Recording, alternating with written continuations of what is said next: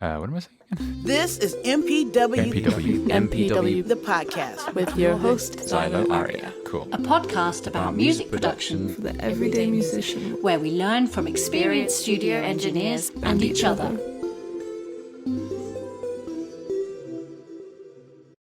Hello, everyone, and welcome to this episode of the MPW Podcast. I'm your host, Xylo Aria, and today we are here with the lovely Sherry Klein. So Sherry is an Emmy-nominated re-recording engineer and has worked on loads of incredible projects, including Jericho, Burn Notice, Sons of Anarchy, Arrested Development, and so much more. So great to have you with us today, Sherry. How are you doing? I'm doing great, and it's great to be here. Thank you so much. Yeah, of course. So what time is it there for you, actually, towards the end of a normal work day? It's 5 p.m., but I am on vacation. Beautiful.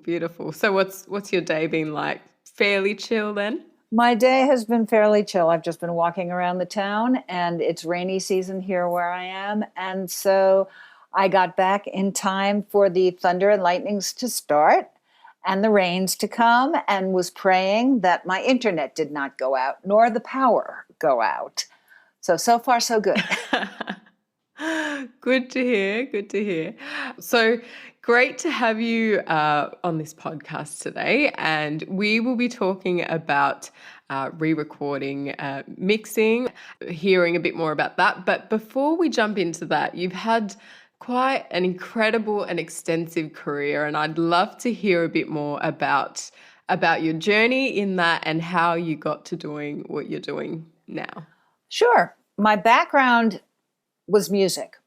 All through high school, all through growing up, my only aspiration was to become a professional musician, composing, arranging, doing whatever I had to do regarding music. So after high school, I did go into music composition at both Webster College, now Webster University.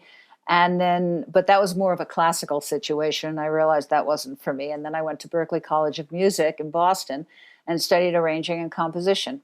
Getting into sound came pretty much as a fluke. That was very unexpected. I was in, I think, my third semester at Berklee, and when I was a kid, I spent a lot of time in bands playing music, but I was on what I call the other side of the glass. So I never really took notice of the sound that was being recorded or, anything to do with audio. It didn't really interest me. It was just the music that was being recorded, my vocals, the songs, etc. And it wasn't until I was at Berklee, and this is way back, and so they didn't have the wonderful recording facility and setup that they have now. Back in those days, there was a tiny 2-track studio in the basement of the school, which I didn't even know about for the first year and a half that I was there, and I stumbled upon it one day. And then in one of my semesters, they asked us to do a recording, to record one of our pieces. And so I went down there and met the guy who was running it, and they started recording. And the room was a very tiny room, and the control room was half the size of that. It was the size of a closet. And there were a lot of big buttons and dials. I remember seeing a lot of really thinking today it would be outrageous looking things. And I just became fascinated. I was amazed at the manipulation, even with the 2-track studio. I mean, everything was being recorded live. We weren't dealing with overdubbing or anything. But it fascinated me. And this was also a time when electronic music was just starting to kind of be mainstream and stuff, and ARP synthesizers like an ARP 2600 and a Moog 12 were just kind of coming into play and being available for people. And so I started getting fascinated with sound. It was totally my aha moment. I always say it was that moment that audio became something that I recognized as a thing.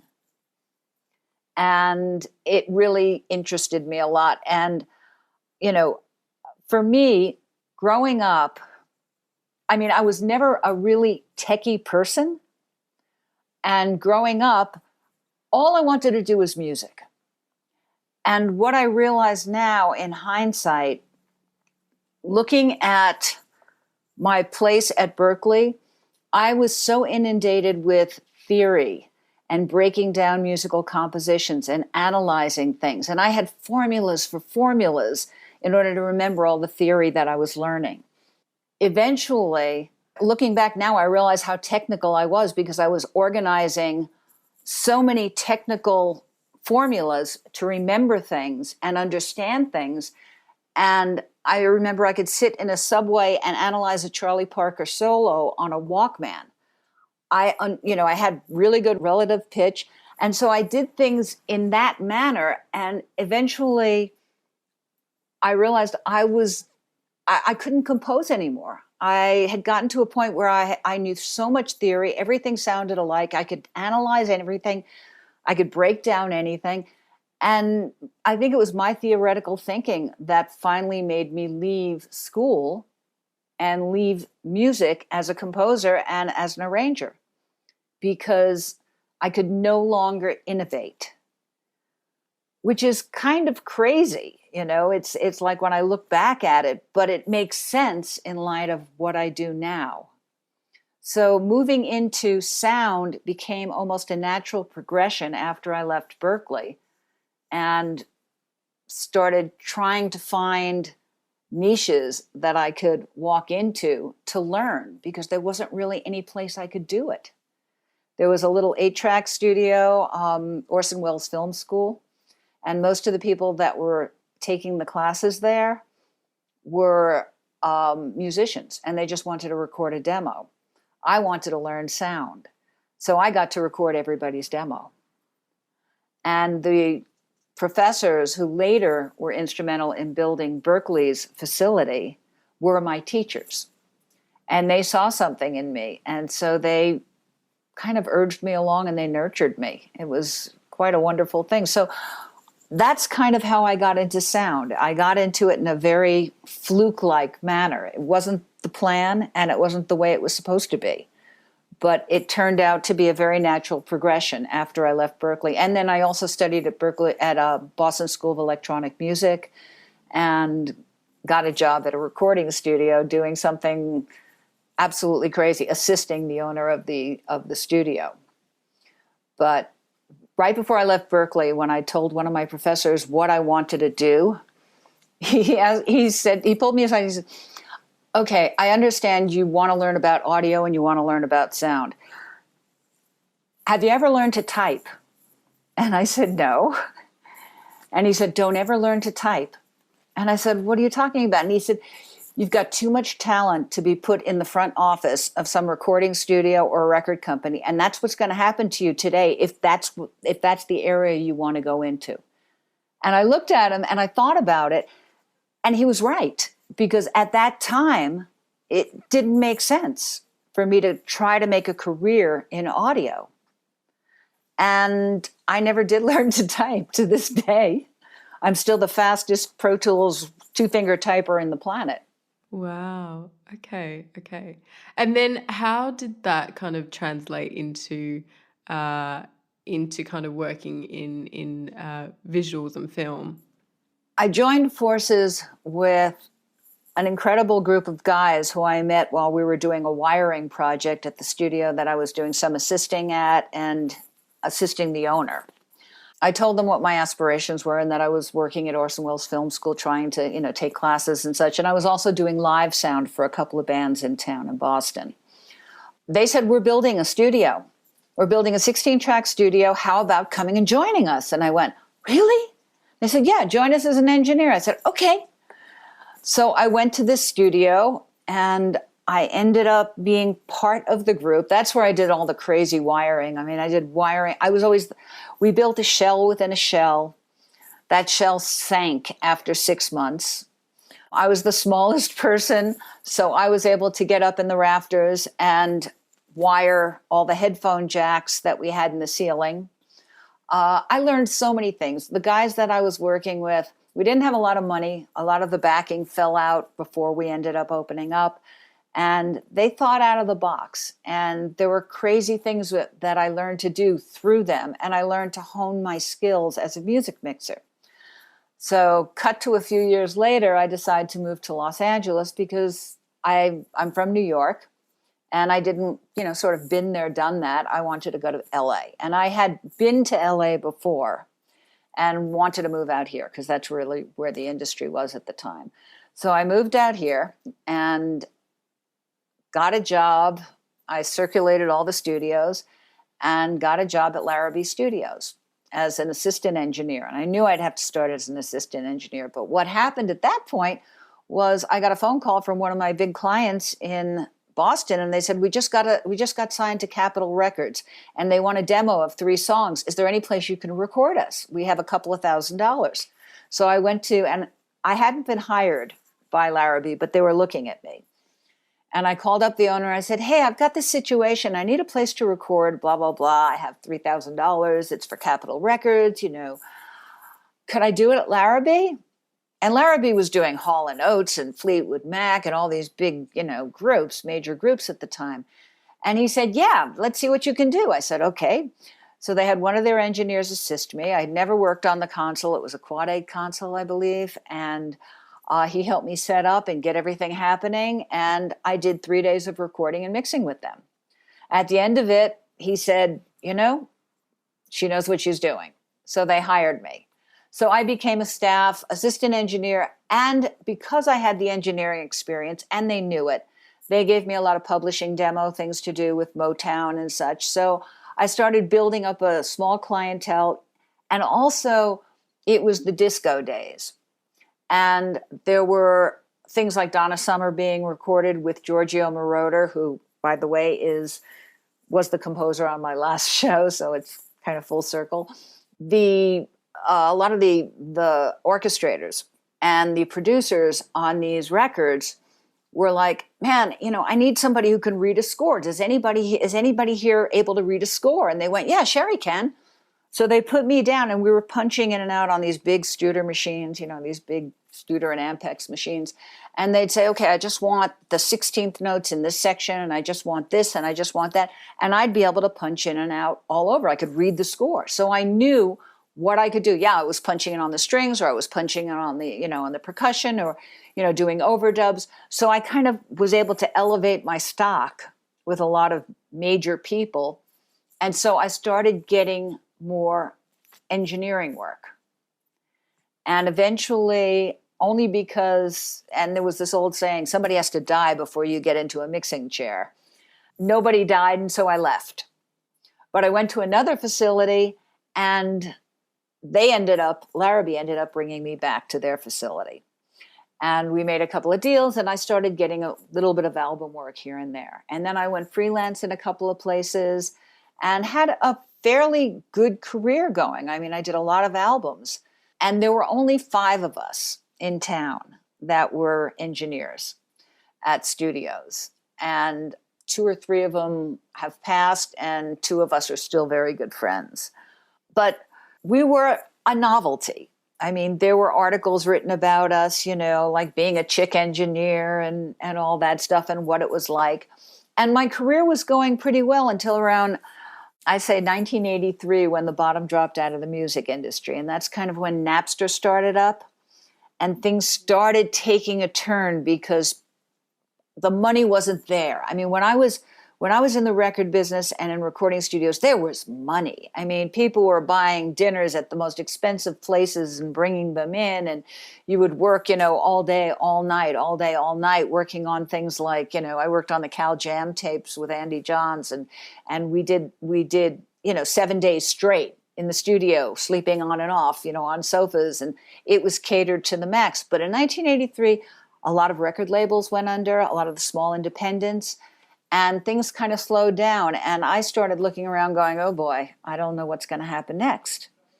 And out of the blue, an engineer that I had worked with on a number of records called me up and said, hey, would you consider coming over to the TV station that I'm working at through the summer and taking my position as a mixer on a TV show? And I went, sure. What am I doing? I had no idea what I was getting into. And he said to me, he goes, you know the equipment, you have great ears. Just come over and I'll take you through everything and you'll be fine.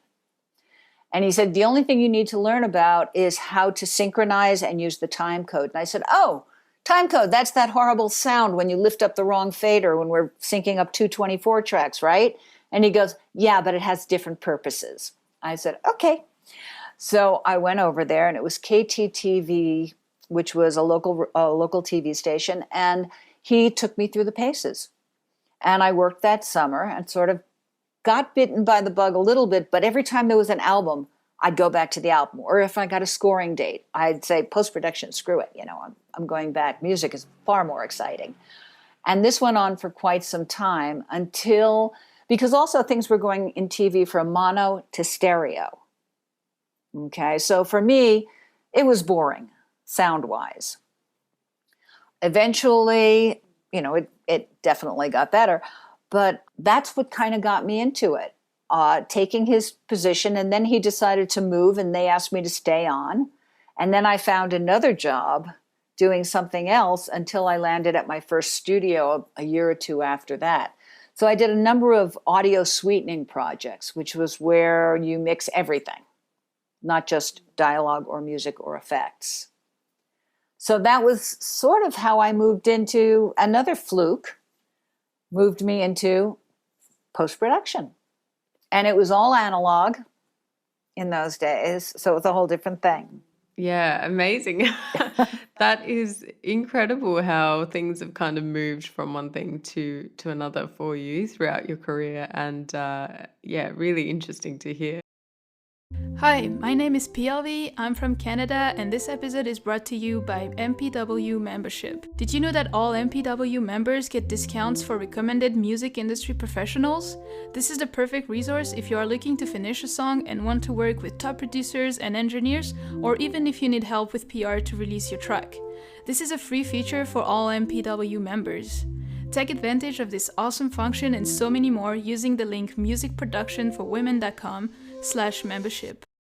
And you did mention, you've got, or you were wiring a studio and kind of building shelves inside shelves and all that kind of thing, which is very technical. And you did mention you don't really have a technical brain, but do you think there was a reason you were drawn to that? I don't know, was it introduced to you when you were younger, or do you think there's any kind of specific reason?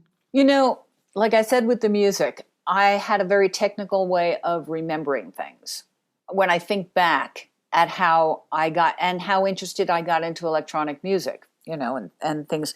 But when I was a kid, I can't really say that there was anything technical that I never have thought of myself as a techie. I mean, I can honestly say that when I got my first computer, it was like I realized that this was my life.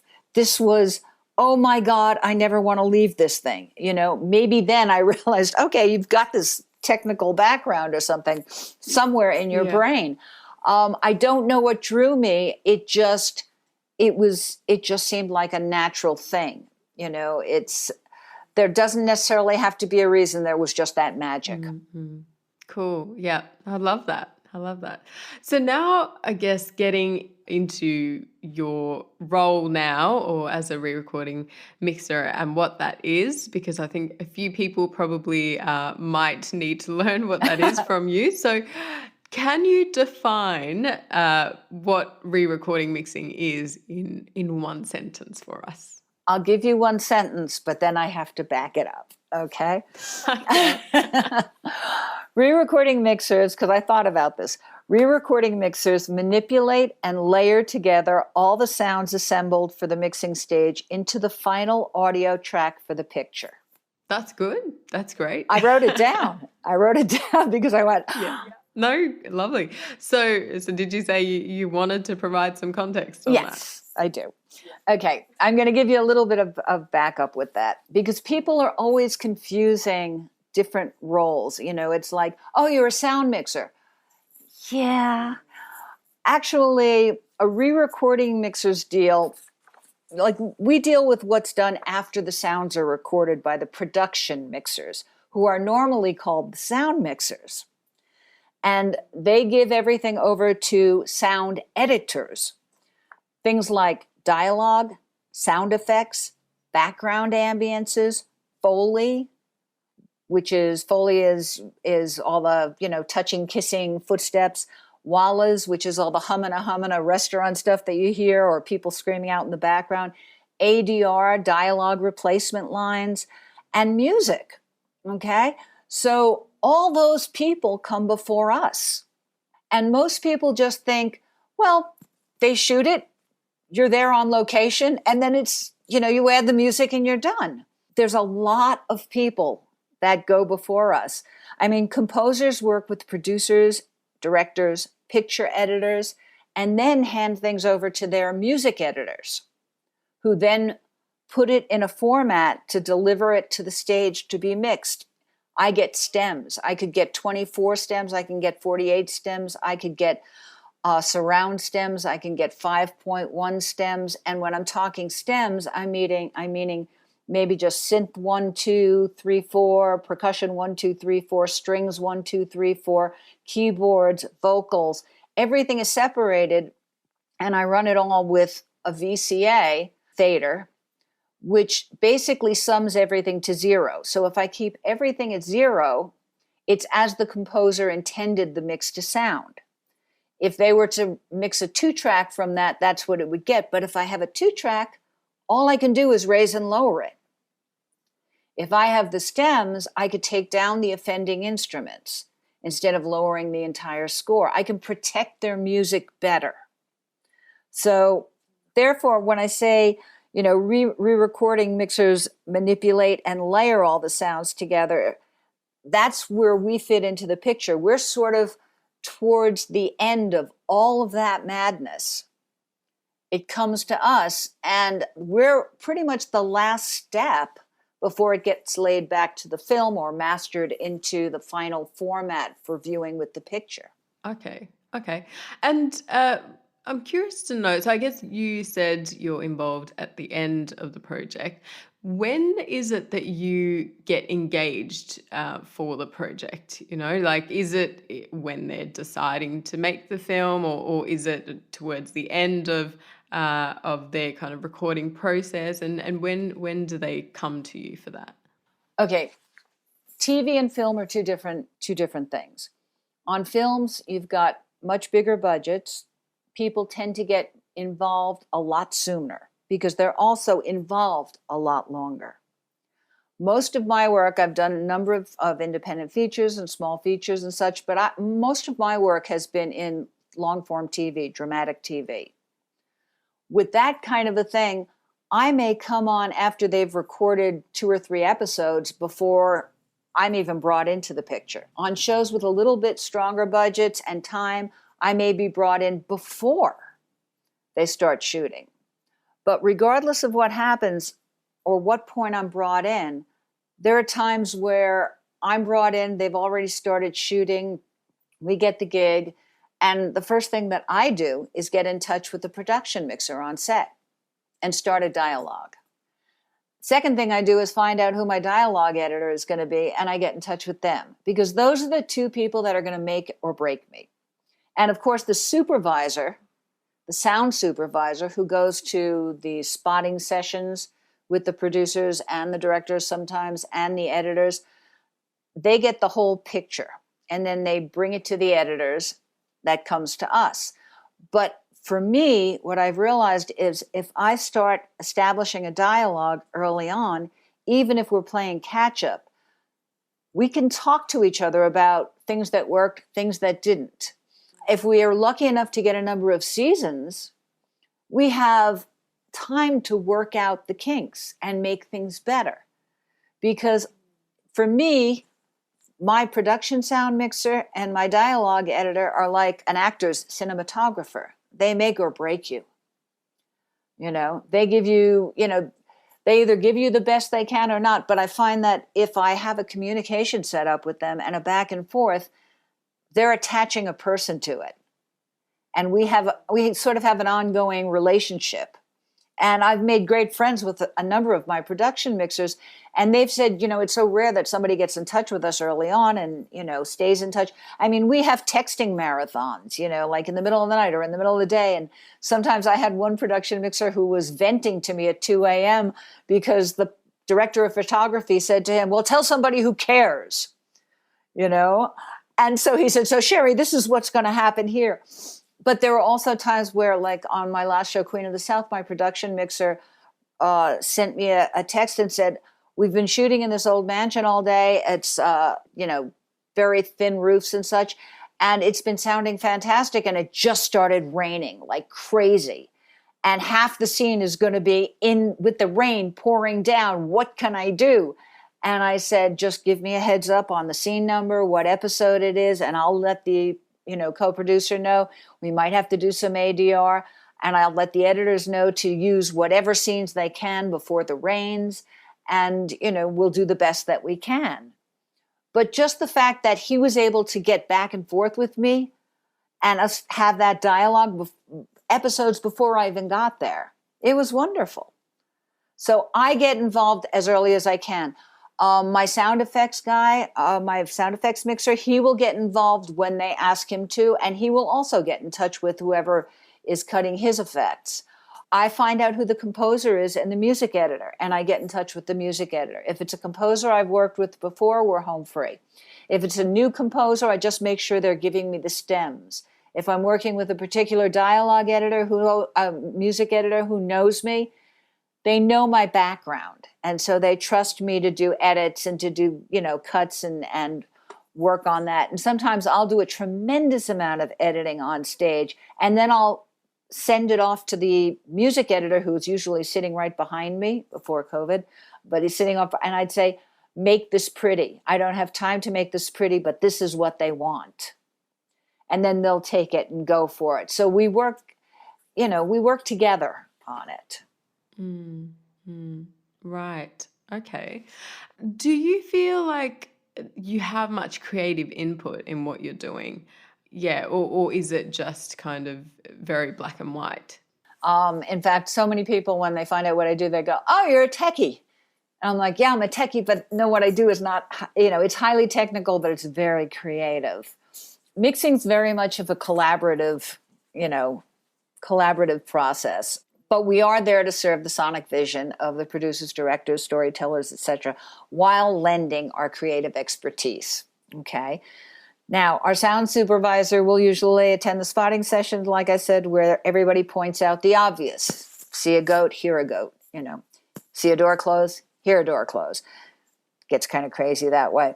We'll usually get the cut, my partner and I, before we mix it. Hopefully the week before, sometimes a little bit longer before, sometimes the night before, so that we can view the cut and see what's coming at us. And this way it gives us an idea of time frame and how to work along. And as far as sound effects and dial and everything, we always try to improve upon what's given us with bolder sounds, like, gunshots, the squibs that you hear or that you would hear on the rough tracks, they're gone, and we put in real gunshots and explosions we beef up and things. But there are also sound effects that happen that the editor put in, and they just fall in love with it, okay? And it's a term that we use lovingly, but not, called temp love. And that's when the producers fall in love with some of the sounds in the temp mix. Even though we've worked so hard to beef them up or make them bolder or make them better, they find that they love the original sound. So we deal with that. It can be a bit frustrating, but more often than not, we reach a place where there's a happy place, where we've added a little bit, or we've used their temp, or we've enhanced it just a little bit, or we've made their temp sound better. And that's always the best place to be. So we get, I can honestly say we get a tremendous amount of creative input. Many times they'll ask us, what do you think of this? What do you think of that? And they'll also ask us to do things where sometimes you go, that's not going to work. But you go, okay, I'll do it. And we'll see what happens. Or maybe I can try and do it this way to make that work. Sometimes we'll be mixing and they'll say, can you make this louder? Can you make this louder? Can you make this louder? And after a while, it's the term that we call mixing in circles. And we have specs that we have to, broadcast specs we have to abide by. If a gunshot is too loud or an explosion is too loud, you're not going to hear it on the air. What you're going to hear is it compressed down. So sometimes lowering something a few dB will make it louder on the air. Okay, or even once it's mastered, it won't get compressed down. So we have to deal with all that while being creative and stay within the spec that we need to. And sometimes even with dialogue, they'll do dialogue replacement for it, and I'll go, let me try to save production. And I can get really creative with that because I can graft in syllables and just the word that's changed or something like that. And that works out really well too. So you get to be very creative. That's really interesting, because I guess when you think of a mixer, especially at the end of the process, you don't really think of them adding anything, but it sounds like that's a big part of what you do as well, and that you need to have, sound libraries and all those sounds to go to and that kind of thing, which is surprising for me, actually, in that late in the process. Well, even, there are many times where an editor will cut together a piece of dialogue, and I say to myself, oh my God, that takes me totally out of the scene because this angle sounds like this angle sounds like that, or their pitch is wrong, and I'm very much aware of pitch and rhythm.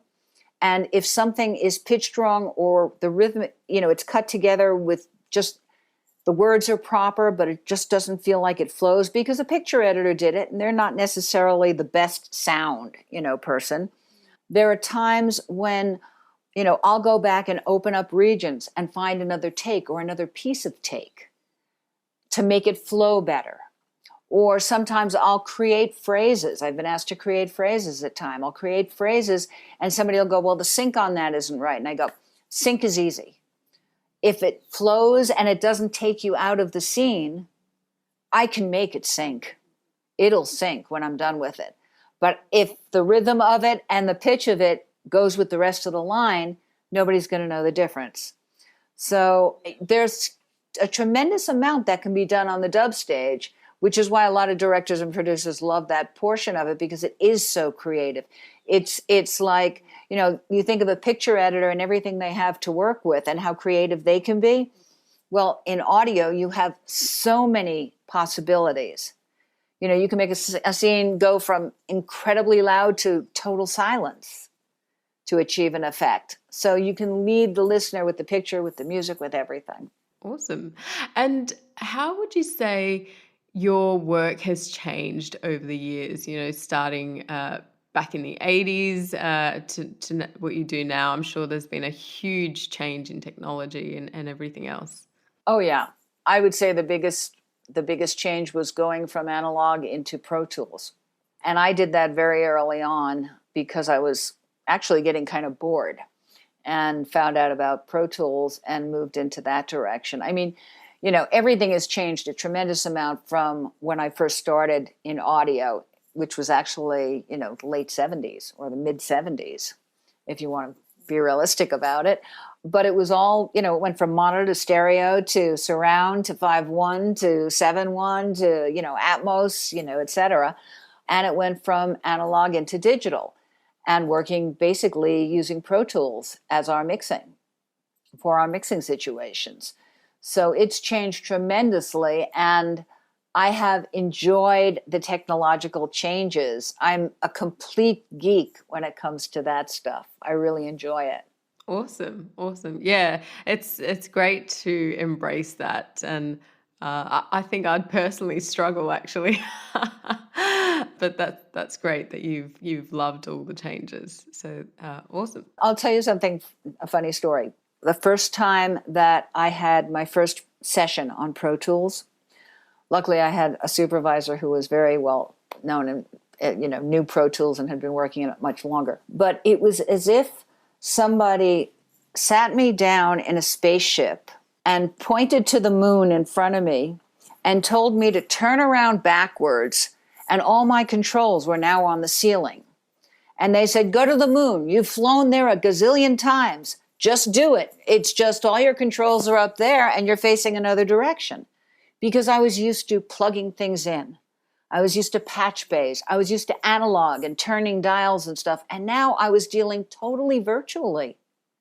Everything was in the box. So I knew how to mix. I completely was comfortable with mixing. But how was I going to translate all of that, even though I had the foundation and the language of Pro Tools, but really understanding how to take that medium and take my creativity and let it flow through that. It was the scariest moment of my life until, as I was doing something, my supervisor would say, oh, why don't you try it this way? And I'd go, oh, I know how to do that. I just didn't realize this was now the time to use that particular thing. And it went on and on like that until I worked more and more and spent more and more time on my own.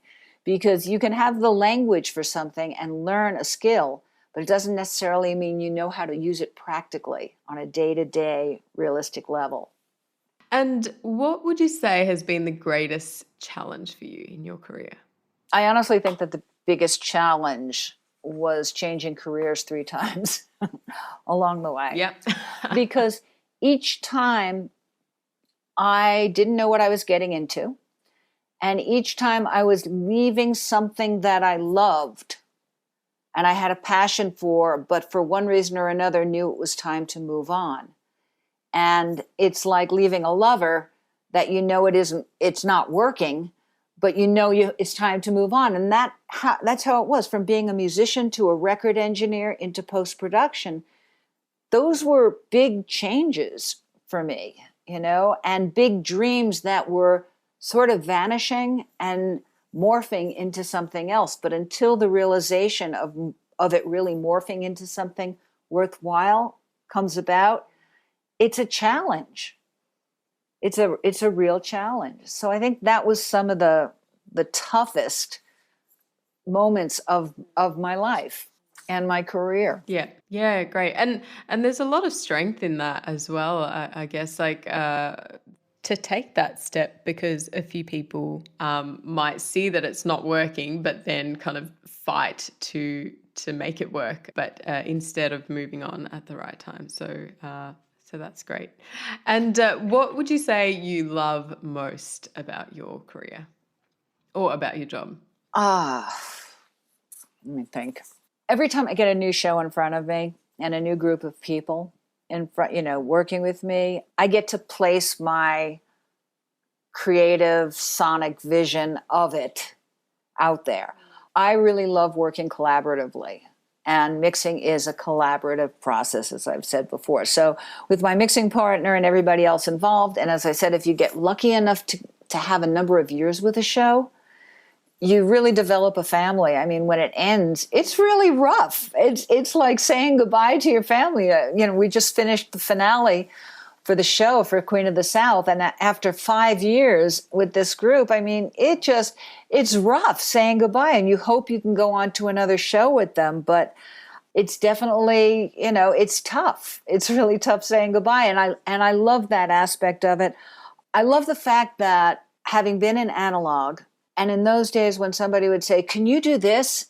And it would be outrageous. And I'd go, we better send it back to editorial, because I just didn't have the tools. And then when Pro Tools came around, it was like a big video game to me. It's like, oh my God, you can try anything. So I stopped saying no or send it back. I go, let me try it. And I love when I pull something off that surprises me. Like if somebody says create a phrase or do this, I mean, it's crazy stuff, and I pull it off, and it's like, I sit there and I go, oh my God, I can't believe I did that. So it still thrills me to do that. Yeah. After all these years. I mean, I'm like, I go into tunnel vision when somebody asks me to do that. And I just keep saying, do I still have time? Do I still have time? Take whatever you need. I had one client that used to say, Sherry, put it in your magic cauldron and let's see what comes out. And I'd go, okay. And I would just do it, because I didn't know how I was going to do it, but I would just keep doing it and then somebody would say, Sherry, the sync. And I'd go, sync is negotiable. Don't worry, I can make that work, because I was working on everything else. So I still get that thrill still is in me after 35 years of mixing. I love what I do. Oh, I love that. I love that. And that it's such a fun thing for me. I mean, talking to loads of people on this podcast who just have so much passion for what they do, and it's really exciting to hear that. So that's great. And you've been in the industry for a while, and from what I've read, have kind of had to develop a bit of a thick skin to survive in the industry for so long. Is there anything specific from, providing tips to maybe a woman entering the field for the first time on how to deal with maybe bad behavior towards them? Well, yeah. I mean, I get asked that question every single time I talk to somebody, even mentoring people and things like that, about being a woman or a man entering the industry. And it's true. I have developed very thick skin, and I have always been very hard-headed. And I have always been, even when I was at Berklee School of Music, okay, back in those days, there were 50 girls to 800 guys. Literally. You were odd man out. I was always the only girl in the band when I was a kid growing up. I was used to being one of the guys. I mean, I remember times when I was a record engineer when I was in Boston, and I'd be in a group of mixers, and everybody just assumed I was the front desk girl, or somebody's old lady came along for a ride until I opened up my mouth. And I remember those instances of being sidestepped in the conversation and opening up my mouth and starting to voice my opinion about a piece of gear or something, when all of a sudden a realization would set in. And then somebody would ask me a question and I would answer it. And then I'd see the look in their eyes. They realize, oh, you're a mixer. Okay, cool. And then there was acceptance. I became kind of one of the guys, but I remember I used to get this odd grin across my face, this just feeling of, okay, I did that. Cool. And there wasn't any chip on my shoulder, and that's what I tell a lot of women, don't let there be a chip on your shoulder. I mean, if it wasn't for a bunch of guys that I met along the way who nurtured me and saw my talent and pushed me and helped me, I wouldn't be in the position that I'm in today. You have to have an incredible passion for this industry to make it through it and to make it through the stages, because it's very tough getting in. Do women have to work twice as hard? Maybe a little, yes, in the beginning, but everybody has to work twice as hard in the beginning to prove themselves. And don't take it as a personal offense, okay? There will be guys or people that give you a hard time because you're a woman and say something offensive. And, you just let it pass by, as long as it's not inappropriate in terms of something that's really inappropriate. If they're saying something, it's one thing.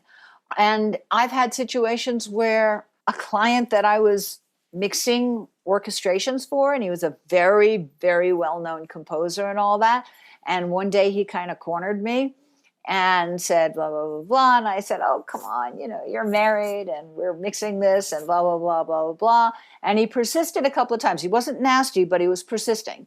And I finally went to my boss and I said, do me a favor, don't put me on his sessions anymore. And he said, why? I said, he keeps coming on to me. And every time I say no, he keeps coming up with other reasons why it would work. So just pull me off of the session. He goes, oh, that's such a drag. I know he can be an idiot that way. No problem. And I said, cool. So I was lucky. I had an owner of a facility at that time who was very understanding. I've had other situations where when I was working on records, where I had rock stars literally, coming on to me when I was younger. And a couple of them said, I'm living with somebody. And they said, oh, are you happy? And I said, yeah, what does he do? He's in the music business. Oh, who is he? Blah, blah, blah. Oh, wow, that's awesome. Okay, let's just have a drink. Okay, cool. So I would manipulate myself through the conversation without making anybody feel uncomfortable. And therefore, I made a lot of friends. And I didn't get put in those awkward situations too often. I didn't allow myself to be put in those awkward situations. And my advice to anybody coming into the field, no matter how much college you've had, no matter how much education you've had, you know a foundation and you know a language. But until you're actually working in a facility and learning how they do things, the real world is far different very different than a classroom situation.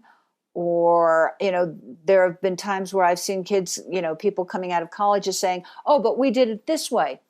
No. In school, you have a very calibrated way of doing things.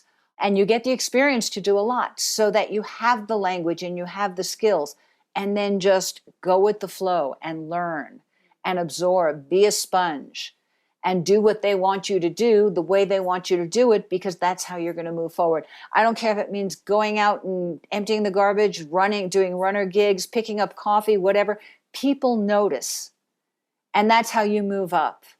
A mixer will say to the boss, my God, that guy, he just always has the menus out when we get to lunchtime. He's so on it and he makes sure every order is right. And the boss says, that hasn't gone unnoticed. A lot of people have said that. Well, now he's editing. Okay? So let your passion show through in everything that you do and just don't be a jerk. So much good advice there, Sherry, with lots of little bits of knowledge there. So thank you so much for sharing that. You're It's very been welcome. lovely chatting to you. And I've learned a lot about something I knew nothing about. So that's been really interesting. So thank you. And what else have you got planned for today? A bit more kind of chill time? I think tonight's going to be a chill time because I've pretty much had people over or been out almost every night. And so tonight I think I'm going to just relax at home and put a fire in the fireplace and just enjoy being here. I'm here all summer. I mean, this is the first time in 14 years that I've actually been able to take a summer off, and I decided it was time to do it. So I took the entire summer off, and then I come back in September and start working again. Excellent. Cool. All right. Well, enjoy that and make the most of it. I will. Thank you. And I hope you have a great rest of your evening. Thank you.